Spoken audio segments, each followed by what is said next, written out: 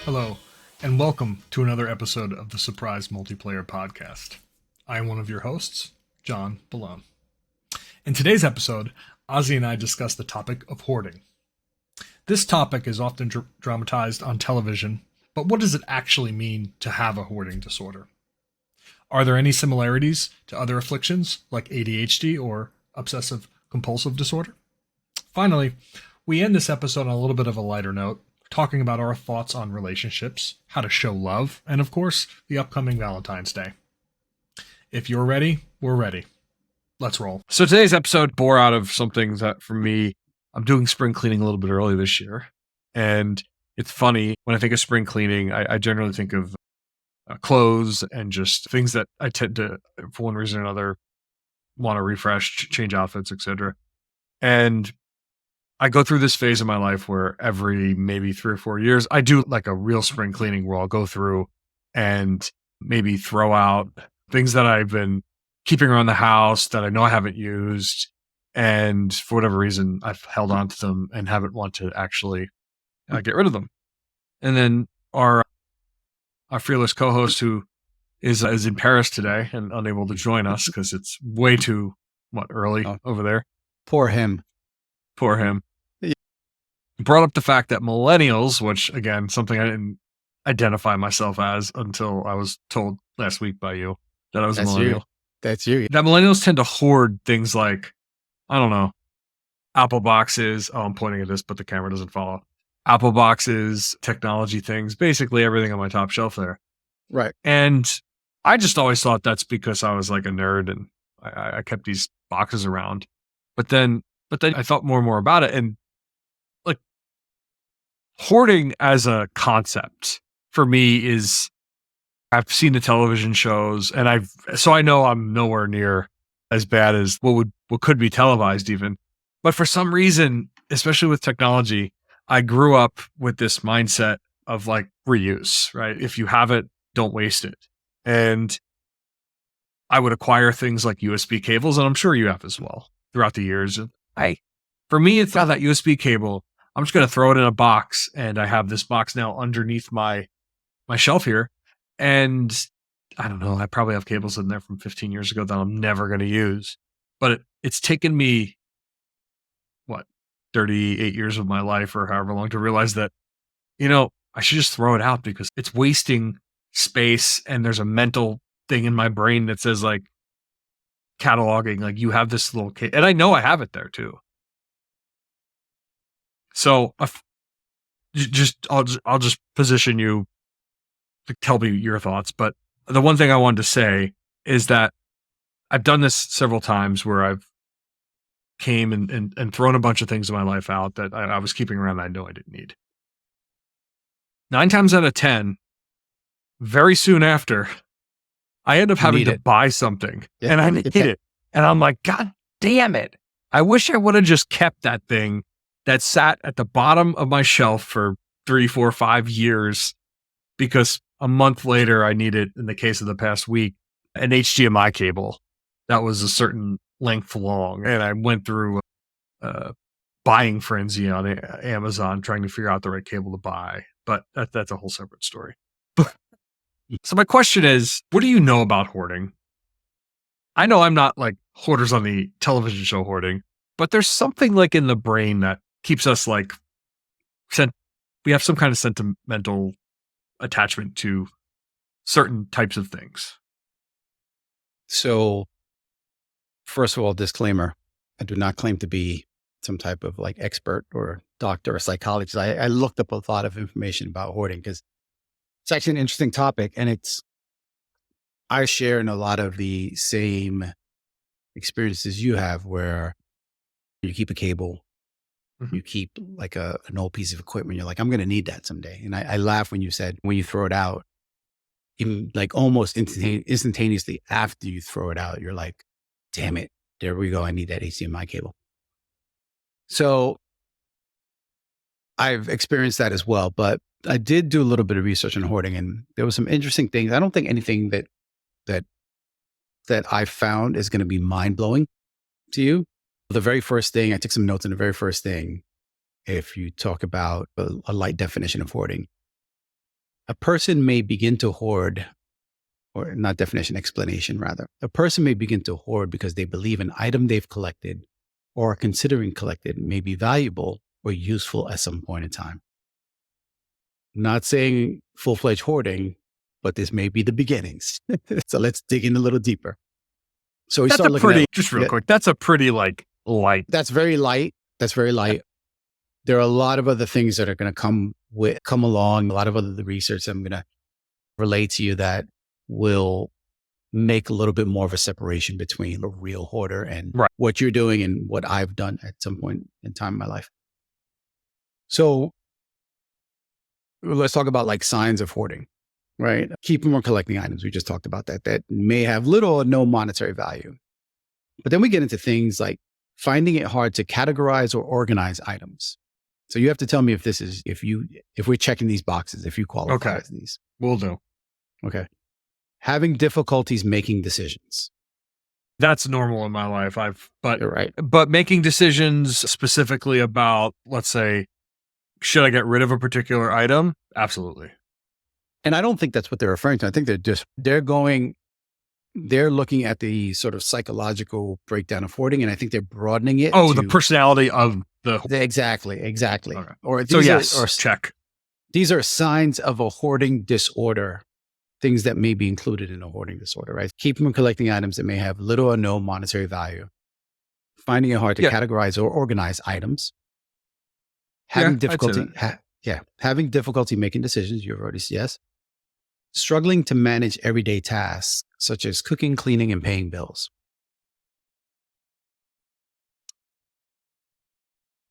Sometimes. Okay. But like that, for me, that's a little hard just because, well, paying bills, that's automatic nowadays. But cooking and cleaning, let's say, I definitely go through like phases where it's just hard to manage. I don't want to deal with it. But then I'm on it for a long time. So I would, I could see myself fitting it out a little bit. And as I'm going through these, I have two more. As I'm going through these, I think they get progressively deeper More specific into the hoarding disorder, right? And you're going to see when it comes to this one, you're going to see what I mean. Uh-oh. Becoming attached to items and refusing to let anyone touch or borrow them. Oh, that's not me. That's what I'm saying. Like now we're getting... There's very few things in my life that I'm attached to that I wouldn't want someone to borrow. I almost got myself in trouble because I was about to say my wife, jokingly, but then that could be on several different levels messed up. And I'm sure we could start a whole war thing on Twitter. But that one definitely is not me. I didn't think so. I assume these last two are probably not you from what I know of you. And the last one is having poor relationships with family or friends. I would. No. So I definitely think no for both of those. But my question would be, and maybe you have the answer, for each of those specific ones, is it a gradient? That's an interesting question because the other thing I learned is that hoarding comes in 5 levels. There's 5 phases or levels. They're actually levels, not phases. There's levels 5 of hell. Yeah, there's 5 levels of hoarding. So let's jump into that because those are really interesting. And from level 1 is the lightest level. And then it goes to level 5, which is like watching the TV shows. So level 1 is like the least severe, but it goes beyond like simple collecting objects and belongings. So some of the light sort of symptoms is light clutter, no noticeable odors. Now that's because they're referencing like a level 5 when you have a stage 5 hoarder where it's bad. And when we get into the higher levels, you'll see what I'm talking about.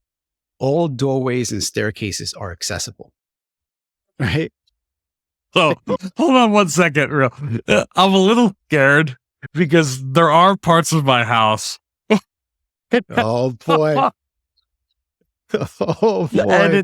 And it's been like that for definitely several months. Let's keep going. We might have to record the second half of this with you laying on a couch. Like a video? No, you laying on a couch. This is going to be like a therapy session. No more than 3 areas with managed animal waste throughout the home. Let's unpack that for a second. No more than this is level one. This is level one. You got to give me a minute. And listen, let's just say this. I think for you and me, it's the shock of this. I'm not trying to make light of I'm not anybody's laughing disorder. at I'm sorry. No, it's just that what caught me off guard is how level one has these they're obviously comparing level 1 to level 5, right? It's like the Richter scale, right? Right. And they're throwing like all the things that are on the higher levels. They're like, okay, you don't have like areas of the house that are managed with animal waste. So can you just explain that one real quick? When you say it again, because I want to make sure I understand it. Yeah. And I can understand as much as the text gives us. No more than 3 areas with managed animal waste throughout the house. Now, I don't know what managed means. What I can assume is that like the kitty animal litter? waste, the animal waste has maybe been collected and it's like just in a certain spot. But managed of the sounds house? like it's. But managed sounds like it's. So it's the other thing. It's my backyard is. I haven't gone through the dog scooper yet. So now, pardon me, but I know that's not this. So We hope managed so. to. I hope so. Managed to me sounds like, for me, it sounds like a positive thing, like a kitty litter box in a linen, or in a linen closet, but in a washing room or something. That's how I originally read it, but now I'm rereading it and I'm thinking that the hoarder may be not throwing out the animal waste and is just collecting it up together and organizing it. I think like if that's level 1, that's bad, right? Like Okay. we're going to read on, but that's a tough start. Oof. And then this quickly escalates, like to level 2, quickly escalate. All right. I'm going to read this blurb. Okay, I got to try not to laugh. Yeah. The title is Noticeable Object Collection and Embarrassment with Visitors. When a hoarder has reached level 2, they begin avoiding visitors due to embarrassment, stress, or anxiety regarding their hoarding items. This level is when typical hoarding characteristics start to become noticeable. Signs that a hoarder has reached level 2 include at least 1 blocked exit. So this is bad now. Like now. So it says exit. It says exit. Yeah. Yes. I'm good. 1 major appliance is out of order. Okay. And what I think, because I'm not in this description, but they're putting boxes in the oven? Exactly. That's what I read.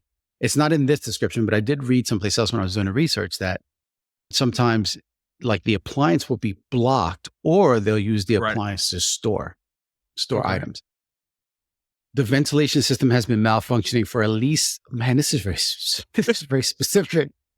Again, I need to change my it reminds me, I need to change my filters. I got to do that after this podcast. Keep going. Again, I just want our listeners to understand, I'm not laughing at the disorder. It's just the way this is constructed.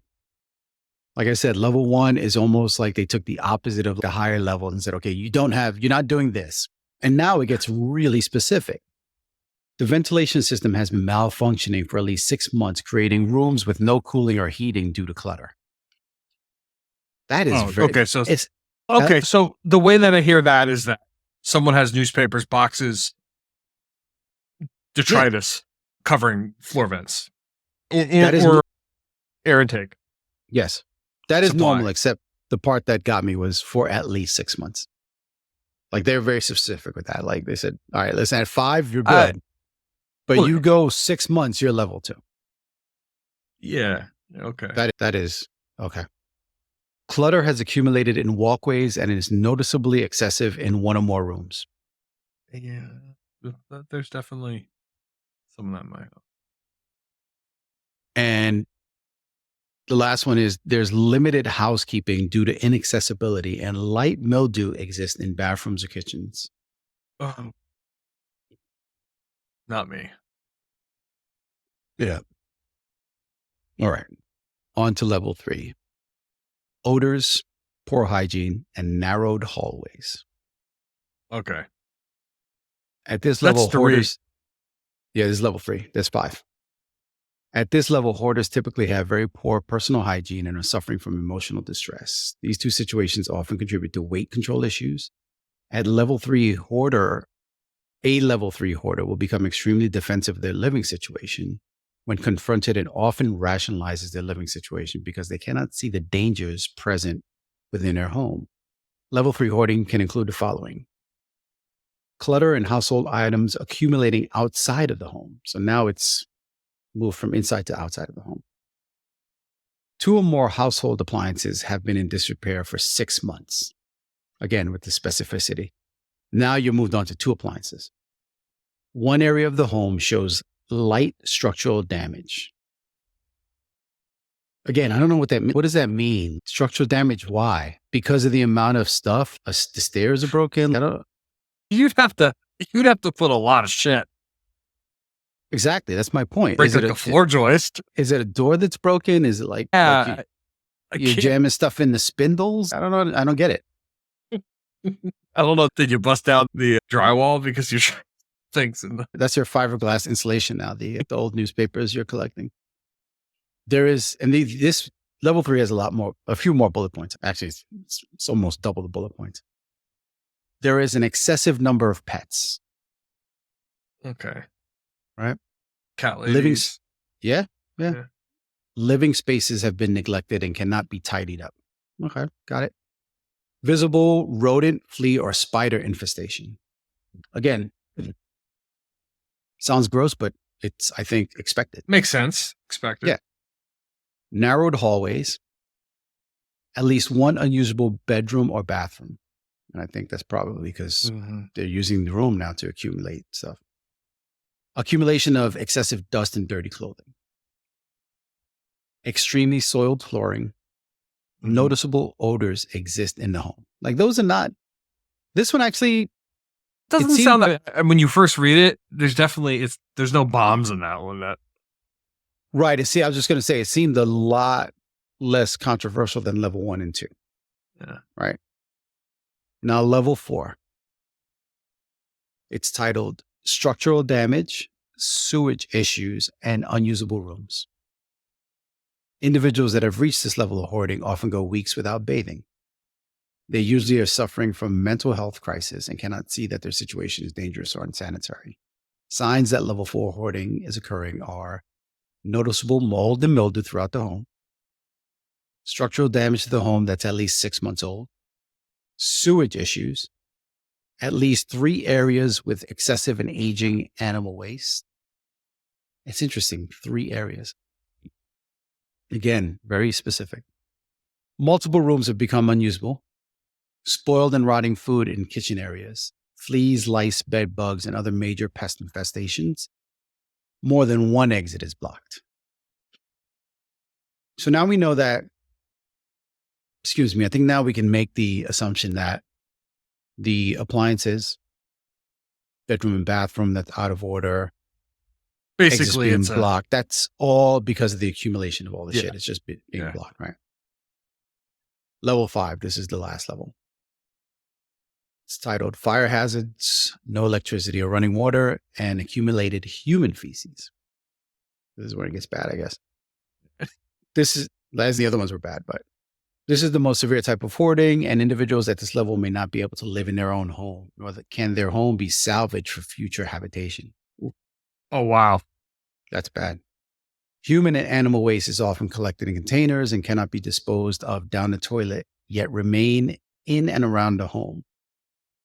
Level 5 hoarding situations often meet the following criteria: severe structural damage to the home. Now, I got to imagine when they say structural damage, they're probably talking about no running water, sewage backups, like that. That's kind of what I'm thinking, is that there's just been neglect, general neglect in the house, or maybe neglect for something that has just gotten out of control. I don't know. Maybe there's a flood a few weeks back, and now months back, and now there's something wrong with the basement, actual basement. slab Right. because their water sat down there for too long. This next one, you hit this one on the head before, broken or crumbling walls, right? So I think it's either the amount of stuff that they've collected has done damage to the walls, or I don't know, maybe they've even damaged the walls. I don't know. To like store stuff within the walls if you have like sheetrock and drywall. Major fire hazards throughout the home, such as paper accumulation around open flames. Okay, that's expected. No electricity or running water due to neglect. Okay. Clutter on every surface, hallway, and floor space. A noticeable accumulation of human and animal feces. Most spaces in the home are inaccessible. And that is it for the 5 stages. One of the first thing is I think that they start off pretty strong as an indicator to let people like me know that this is a real disorder. And it's not just because you like keeping boxes of fancy shit that you bought. But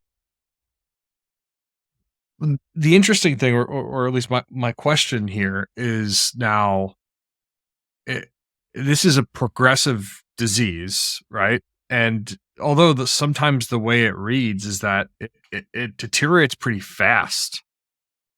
It almost sounds like that the way it's a 6 months or at least this amount of time.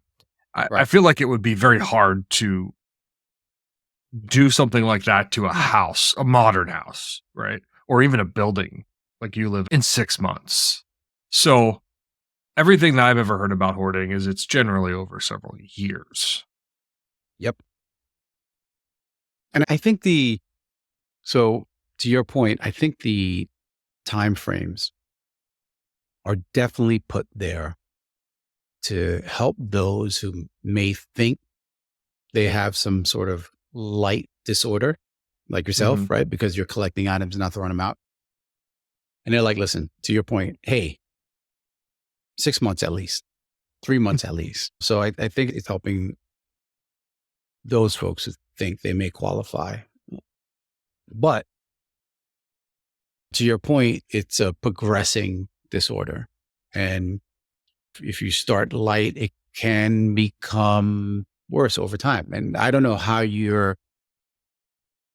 besides understanding the symptoms and understanding the disorder, how else do you detect and how else do you catch yourself before you get to like level 1 or 2 or it starts to get worse? Now, I think, and this is just from seeing, I've never really watched like one of those episodes of like Hoarders, or I think I've seen it in passing. But for some reason in my head, I tend to remember that anytime I've seen a hoarder, they live alone. Never really live with someone else. I agree. I think everything I've ever seen, they've always been alone, or if there is a family member, it's generally a family member who does not live with them. Right.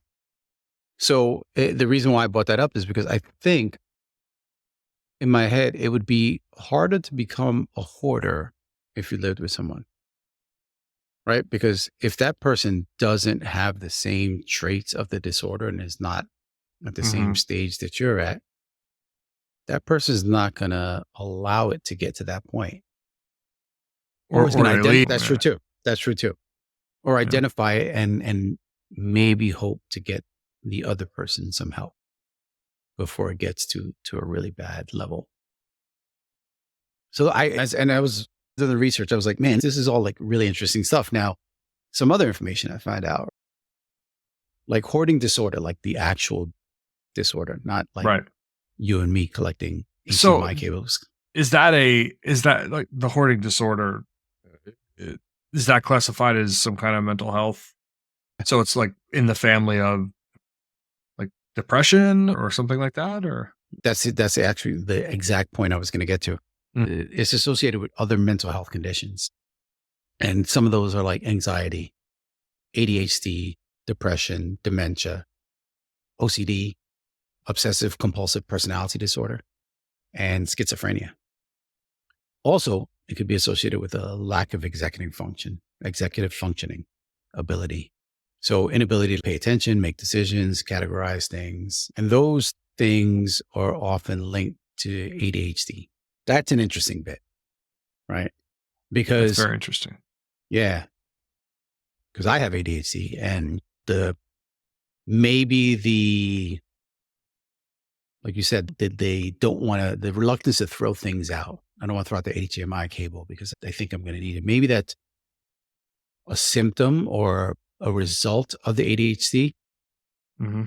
but it just would never materialize into full hoarding disorder. So those things are definitely linked. Again, these are just theories. So I have ADHD, or at least that's what the doctor said, right? I don't even know how they test for it. But one of the things that's interesting is about that in particular, reluctance to throw something out or maybe depart with an item that has apparently some kind of significance to me. Often it's not that I need this item and no one else can touch it, or it's so important to me. But mostly it's because I don't want to dedicate the time to actually clean it up or get rid of it. And what I've been doing and learning over the last, let's call it 6 months, is that for me, anxiety, OCD, ADD, whatever you want to call it, like it's a lot harder if I know something is in my house and out of order than if I just get rid of it out of the house, totally throw it out if I know I'm not going to use it. And for me, out of sight, out of mind, not really. I always seem to have some type of anxiety. Oh, because I'll see it or I'll see something. I'm like, that thing's a mess. I really need to clean it up. You're such a slob, blah, blah, blah. But I don't have the time to do it now. I got to work. If I were just throw it out, take the 15 minutes, throw it in the trash, or do whatever I need to do, or put it in a different place, I would save myself on so much anxiety. Yeah, problem solved. Yeah.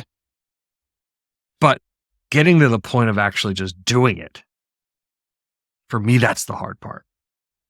But you open this by saying you do spring cleaning every year. Yeah, so that's a great point. Because there's a certain point in it's weird. I have like starting things is very difficult, but then also I get to a point where it's almost like little pinpricks and something's not straightened up or something's wrong in the house. And I switch flips. I'm like, I need to get it done. And I just go into almost like mini OCD mode. I'll clean a bunch of stuff in the house to a certain threshold and then I'll stop. Yep. And I never do it completely. I never finish the mission. Right. My wife is the same way. And I'm the same way.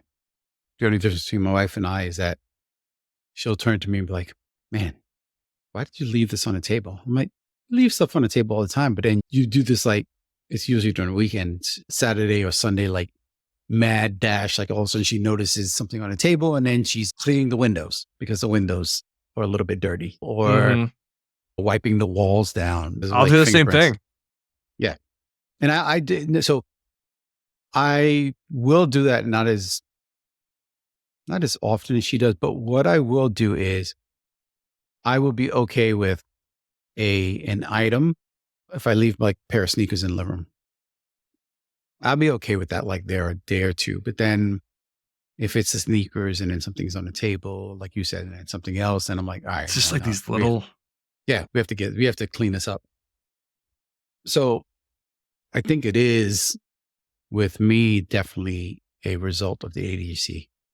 It is definitely something. And to be honest, since I've been taking the medication, I feel like I've gotten better at that. Like I don't. So what part of it's better? I don't leave things around the way I used to. So I haven't fully gone in the other direction. I'm not like, oh, I can't leave this chapstick on the table. You don't but you also don't go label things, right? Like I'm not like that. But I will, like the amount of time I will leave something out and the amount of things, like before, I'm just going to make up a number. If 3 things were like, I left something on the table, left my sneakers in the living room, and then left one other thing, like a sweatshirt or something on a chair. That was my breaking point. Now my breaking point is not as many things. It could be like one thing, like just the sneakers on the floor. And I'm like, okay, we need to pick this up. So it's changed a little bit. I've reeled it in a little bit. So let me ask you a different question because I think it's going to get at something I've noticed about myself. I'm not going to say what I noticed about myself, but I want to see if it's similar. You Mhm. were in the Air Force, right? Started your career. And I'm assuming I've never been in the services, but I know it's often like you end up having to do a lot of cleaning or a lot of regular tasks, upkeep, both on yourself, your personal items, your space around you, your workspace, etc. And that becomes part of a routine. And knowing you, I'm fairly certain you probably excelled at that. How is it different though? Like with that part of your life, because it's obviously it's similar things with just your living space, and now it's different later in life, or it's different for this particular part. That's actually a great question. And it's great because for me, I did excel at that. I excelled at that because A, I'm a rule follower. I used to be much more of a rule follower. Also excelled at that because I was very motivated and very competitive, right? So I was wanted to try to be the best at something. So small example of that, towards the tail end of my Air Force career, I joined the Honor Guard. We did the whole rifle ceremony at funerals, at special Mhm. events and ceremonies, fold the flag, all that good stuff. And your uniform had to be pressed and like really sharp, like when it's ironed, it's starched and good Right. seams. But like I went like overboard. I had the dry cleaners remove. Like I had a couple of uniforms that were just for the Honor Guard. I didn't take my everyday uniform. I bought a new set. Those were not to be worn anywhere but the Honor Guard. I had the buttons removed off of the To shirts, get the press. so you can press it and not have the Right. button sort of impression over the shirt. The pockets were sewed down so it wouldn't Right. flip up. I I took it seriously. Like I went full bore with it. So now here I am. I get out. Some of that has carried over, but not all of it has carried over, right? Because that wasn't me before I got in the military. But like I said, I was a rule follower and I wanted to try to be the best. The funny things that have carried over is I'm a morning person now. Mhm. And I believe that is because of my time in the military. Because I I wasn't mean, a you morning. almost Listen, have to be. Yeah. Yeah. but it really, and that's just one example, but it really ingrained that in me. And that's something that I've carried on. And maybe because part of me enjoyed that and I benefit from that, the other stuff, there's no benefit to it. Like I can benefit from it, but if I feel like doing it, I do it. If I feel like being like super neat and tidy, I'm super neat and tidy. If I don't, and I don't. Part of it may be me rebelling against that sort of being forced to be super neat and tidy for 4 years. So now I guess get to pick and choose when I'm neat and tidy, when I'm not. The reason I asked is that for me, it seems almost, we talked about this when we were talking about introvert several episodes ago. It's almost like there's a energy meter for me. And the reason I say that, and the way you said that now that you're taking some medication, that threshold's a lot lower for you. Yeah. Instead of 3 pieces of clothes, it's 1 or 2. And it's the same thing now, although definitely different. Me with kids. So like before, I'm not going to ever say that I was neat and tidy, but like my threshold was a lot lower. And yes, there was clutter and mess, but I got to a certain point and I clean everything up. My desk here, for example, the other day I had to clean a bunch of stuff up. It's nowhere near neat and tidy. But because my kids throw everything everywhere and are entirely messed up, it takes a lot for me to get those prickly little things again, just because everything's broken, messed up everywhere. And I feel like they're slowly, or maybe I'm just drained by the end of the day because of work and things like that, that I don't pay those kind of things any mind. But the next morning, I'm usually awake and refreshed. And I'm like, hey, I got 15 minutes before I got to get the kid out to preschool. I'm going to go and I'm going to really quickly clean the house, straighten some things up, not do crazy stuff, but then also like throw the dishes in the wash or whatever. Do that really quick. Yeah. And it's odd because it definitely is like a state of mind for me. Exhausted at the end of the day. I just want to shut off. I don't want to worry about it. And then the next morning comes in that kicks back in. It's funny, the same, live in an apartment, right? So recording this podcast, it's like, if I turn the camera on, you're going to see I have big screen here, laptop on a stand, keyboard, mic, light. Those things are all like at my dining room table. So I have to break all this stuff down after every recording and put it away and then set it back up. So usually when we get done here, we're done recording, everything stays. I'm like, I'm tired, just going to bed. It's going to crash. But then the next morning, I'm up, and it's only been one time where I didn't break it down the next morning. Yeah. And I didn't break it down. And when I got home from work, I was like, oh man, I got to break this stuff down. And that was twofold. That was me just feeling like this can't just stay here. Right. It's had this overwhelming desire to break it down. And then the other part of it is just consideration for my wife. I know she doesn't want to come home the next day and see podcast recording stuff all on a dining room table. But I think that's a smaller percentage of it than just the urge, oh, this has to go. But I don't do it the night of because, like I said, you're tired and you don't prioritize it because you're tired and your energy you don't have any, the little energy you may have is going to go into something else. Right. Yeah. And sometimes that something else might not be going to sleep, but it's something you know what, I just need to, I think we've talked about Jeremy, how he falls asleep and reading or listening to an audio book or podcast, something else. The little energy you have left, you want to say, take it for myself, do what I need to do as part of my evening routine and finish it up. Yep. So the one last little bit of research that I dug up, which I didn't touch on before, was they identify people who may be more vulnerable to hoarding. And it's interesting that the first bullet point is people that live alone.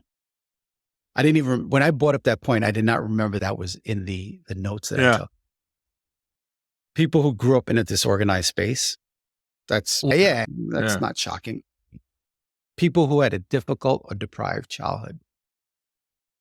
I believe that. That's believable also, but I think that one goes a little bit, I guess, deeper into the sort of psychological effects. For sure. And obviously, I don't want to diagnose, but there's obviously other factors probably that go into that person's life as well. We talked about ADHD things, but mental conditions. You mentioned schizophrenia. Yeah, I see that. Yeah, there's definitely a lot of these things that's the thing that became apparent to me is that when I read off the list of the other mental health conditions, it is really probably much thinner line than we imagine between anxiety, ADHD, hoarding disorder, depression, dementia, OCD. It probably doesn't take, if you're in the sort of arena of these conditions, it probably doesn't take that much to be pushed fully into one of those areas. Full on anxiety or depression or dementia, whatever it is. Well, dementia is, I think, a little bit different. I think dementia is, I don't know. I know there's different forms of it too. Yeah. I don't know that it's necessarily like a behavioral disorder. I think it's more of a disease, like a physical disease, more of a disease than a disorder. But I think the difference between that one and the other ones that someone with dementia might be more prone to hoarding versus I think the anxiety, the ADHD, the depression, OCD, I think those things all live in like a family of things. And like I said, there's very little difference between those things and you can easily be pushed from one to the other, I think. I don't know. Yeah, to me, that's interesting because a lot of people I know that suffer from depression or anxiety or some of these others. I imagine I haven't looked at any of the stats, but just from my social circle, my network, there are definitely overlaps with people with each of those. More than I would say, more overlaps than not. Agreed.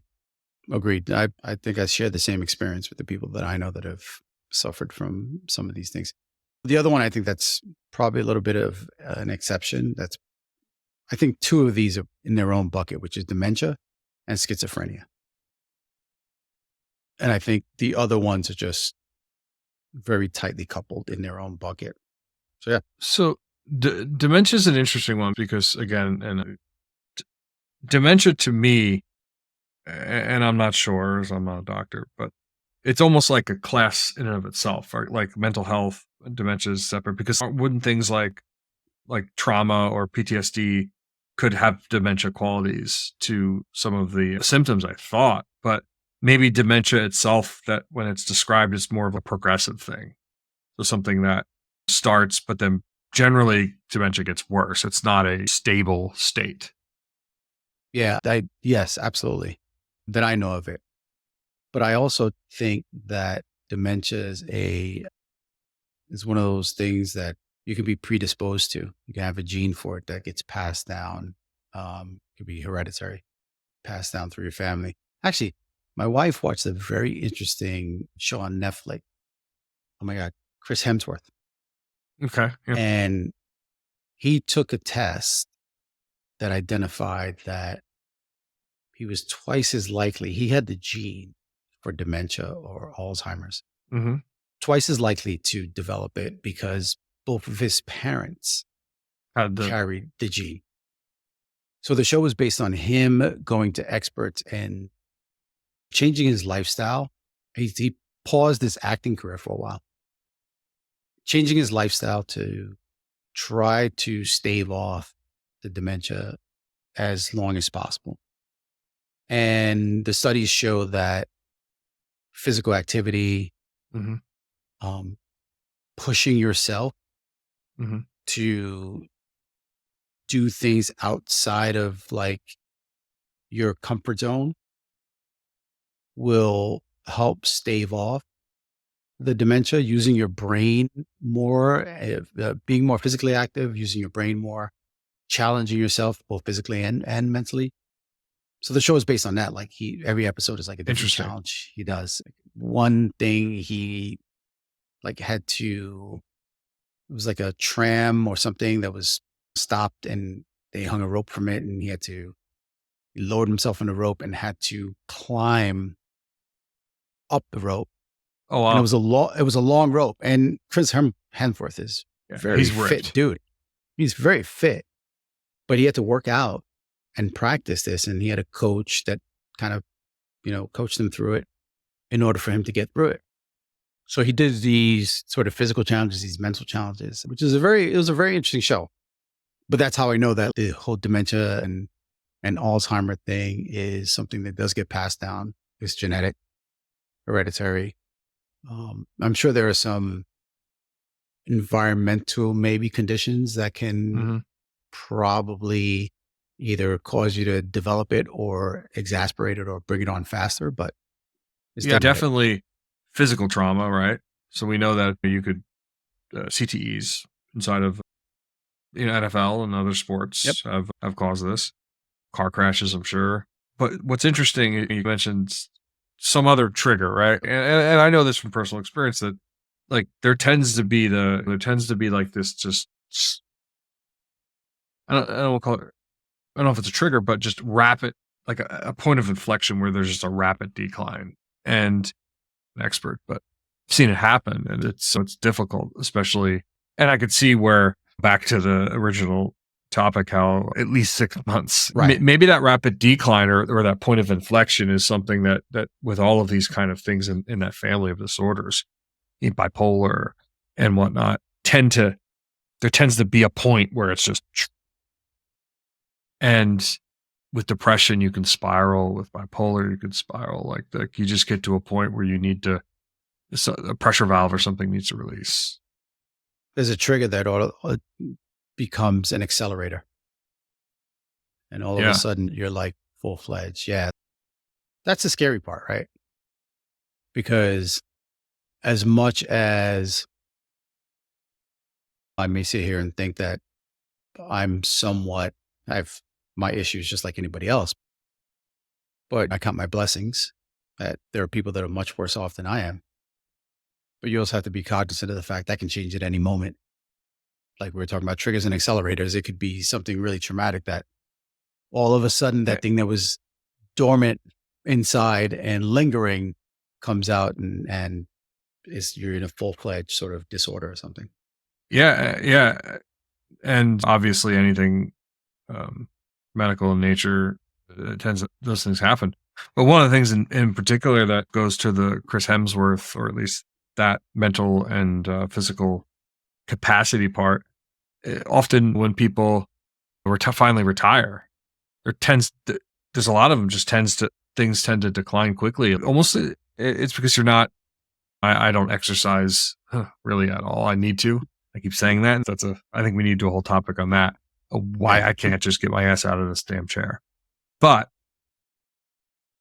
when you stop exercising your mental capacity, or for one reason or another, you tend to just atrophy. That's why I think I said it on one of the other episodes. I have no plans on retiring. And what's the point? What does retiring even mean? And I could digress too much. Like, retiring sounds good in nature, and it's because you worked your whole life. You want to enjoy what you have left, et cetera, et cetera. You want to, whatever. You should be doing that way. And I hope most people do, but you shouldn't be in the now and look towards 30, 40 years or however long in the future. That's going to be when I enjoy. Fix what you have now. That's exactly how I'm wired, dude. And listen, this is going to be a little bit of a hot take, but I don't believe in Valentine's Day. It's a made-up holiday. It's a very commercial holiday. Everything is so goddamn expensive. I agree. I don't believe in it. I don't believe in it. And my stance is, listen, celebrate the love every day. And listen, that's just a little bit tongue in cheek. Nobody's celebrating the love every damn day, but periodically throughout. Well, here we go. Back to Charlie Sheen. All right. If I would have bet money on it, I would not have guessed that Charlie Sheen was going to come up again today. But yeah, I don't mean every day. That's a little bit silly. But live it like that. Live your way. Live it like that. Yeah, absolutely. So I agree with what you said. I'm not going to do that. I want to disagree with your eyes, but I can't. But the one thing I will say, I do think Valentine's is a made-up holiday. People want to sell shit to us. For me, I use it as do something that I normally wouldn't do for my partner. Not because I'm only doing it once a year, but because I know that like it should be something out of the ordinary. Like make it like spice it up or whatever. And a few years ago, like my wife and I, right after COVID, we went and did like a long weekend at a spa that's an hour away from here. Yeah. And it's not that we normally wouldn't do that, but for us, we would be like, oh, you know what? We don't need that break. We're just going to wait another 3-4 months and take the kids or our family or whatever to like on a vacation or something to the shore. But we used it as a stone or something in the ground to say, hey, this is a day we're going to go out of our way to celebrate. Yep. We don't celebrate it because of being Valentine's Day, but it's a good reminder. No, listen, I get that. I get that 100%. I would maybe counter that and say, not challenge you, but offer up another alternative is do something once a quarter. I know a couple that had, I think, 3 kids, and once a month. Oh, listen, they had the means to be able to do this, but once a month they would have date night, and they would go have dinner, get a babysitter for the night, go have dinner, and get a hotel room, and they'd spend a night out. That's cool. Once a quarter or once a month, pick up flowers for your wife, set up candles by the bath so she can have a nice relaxing bath. So that's those are the little things, right? You can insert those things into your life to celebrate the love. Now, I say that Your wife's there What? listening, right? she's not listening. And I don't know that she's going to listen to the episode anyway, but yeah, so it's something that I've done. I don't do it as often as I should. I think I'm going to try to get back to that. There's a lady right outside my building that maybe 3 days a week, she sells flowers, and she's always like selling flowers. And I used to just stop and get my wife flowers. Haven't done that in a long time. So I should get back to it. I Do should it practice tomorrow. what I preach. Yeah, I should practice what I preach. But yeah, so I really believe in, if you do it throughout, then maybe you don't have to do it on Valentine's Day. But then listen, that has to be a mutual decision. If Yeah. my wife is okay with not celebrating Valentine's Day, if she wasn't okay with that, then You'd be celebrating Valentine's Day. exactly. Yeah. Yeah. That's absolutely. My wife and I, we've started doing some things like that as well, more frequently. We've had a few things we've done through the 10, 11 years we've been together, but doing things more frequently, like next month, we're going to a comedy show. And Nice. yeah, exactly what you said about your friends, where they would get a babysitter and enjoy themselves for your evening. I think Valentine's Day, the interesting thing, it's less about I don't see it as the holiday. I see it as for me, it's consider your partner holy. And even though you do things daily that you or you show your love daily in different ways, right? Do something maybe out of the ordinary that they would appreciate that you wouldn't, that isn't the daily. It also, listen, the benefit of it is that if you do fall out of practice and out of routine with the flowers, the setting the bath for your wife, or the wife is doing something nice for the husband, whatever it is, whatever your routine is, if you fall out of it, you have that one day to bring you back into it, or it reminds you like, hey, this is the day, let's do something nice. I get it. Yeah. Yeah. And when my wife and I first got together, for me, just my birthday's never really been like a big holiday for me, or like a big thing. Like, it's a birthday. Me neither. Friends and family, I enjoy hanging out with everyone. Like, for me, it's about being with the people that I love or I want to be with. And much different for her. It's celebration, which is that's a different thing. And when we first were dating, I didn't get that part. And it definitely caused friction. We almost did not have our 10 or 11 years together. I know a few couples that are like that, where the one spouse or partner is not a big birthday person and the other one is.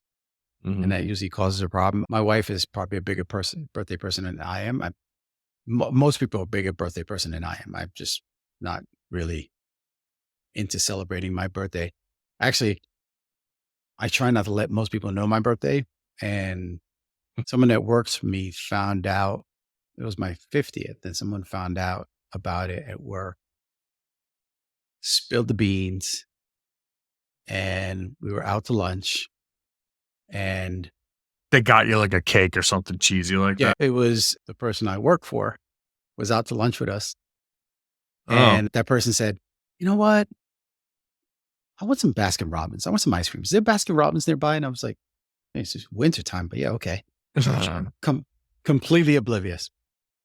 We go into Baskin Robbins, which is, of course, with the Dunkin' Donuts, because they all are.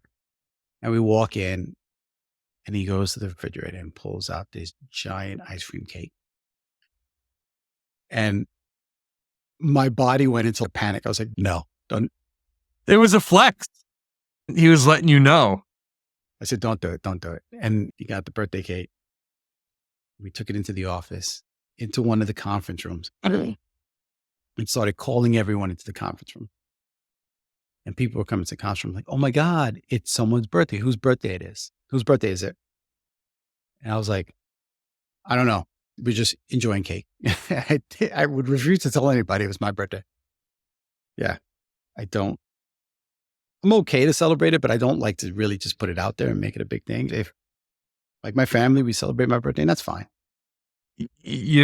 I hate to, again, I don't think any of my family listen to this, but for the last 3 or 4 years, this is the only way I knew it was my birthday is my mother sent me a text message that morning. Oh, wow. Wow. Like, and it again, I got young kids. I'm going to use that. It's not that I normally don't know the date, but COVID over the last few years, like I get a text message like, oh shit. And my wife and I, for the last 2 years, my parents sent us a text message as well on our anniversary. And we were both like, oh shit, it's our anniversary. Oh, yeah. And there's that second we looked at each other. Do you know? She's like, no, I didn't even know. Like, all right, cool. So I love that because men and the husbands always get the bad stigma of not remembering the anniversary. Oh, we're both the same there. Yeah. But same with my wife. We both like, we remember the anniversary date, but we're like, how many years have we been married? Like it takes us a while to do the math. Actually, we're hitting 25 years married this year. Congratulations. In June. Yeah, we're talking about that. We're like, wait a minute. It's 25 years. I think I'm 7 years. The honest truth is the only reason I know, so my daughter she's got an easy birthday to remember. And I just subtract 2 years off of that. Yeah. It's been 8 years this year. Yeah. For me, it's easy to remember because it was 1999 and, I'm a big Prince fan. Yeah. So, party like it's 1999. The other thing, we have a mutual friend of ours who's smart. He got married on, was it the 31st of the first of the year, New Year. So it makes everything easier. You're like, hey, not only am I I have a party every year for my anniversary, but it's very difficult to forget it. How about this? We have a mutual friend who got married on Valentine's Day. Really? Yeah. So Didn't know that's 2 in 1 right there. Just problem solved. There you go. That's smart. That's brilliant, actually. And it's unfortunate that Valentine's Day is in a cold, wintry time of year when most people don't want to have a wedding. So that's, you know what? It's actually, now that you say that, I think whoever came up with Valentine's Day would have been much better served making it like June, the warm months. Yeah. Yeah. If they would have made Valentine's Day in June, like June 14th or something around there, the middle of the month, right after school, they would have nailed the market because then everyone would be like, I got to get married on Valentine's Day. Yeah, absolutely. But now my grandmother would hate me for this. Isn't it based on one of the saints or something? I think it is. I think it is. I think it is. I'm not very religious I don't know. I'm very ignorant when it comes to that stuff. So anyway, dude, it was so funny. This episode went from us laughing to really somber and serious to brought it back to being really lighthearted. I think it was good. Yeah, solid. Start with hoarding and end with Valentine's Day. Yeah. And we managed to get Charlie Sheen in there. So hey, man. That's double bonus points. Winning.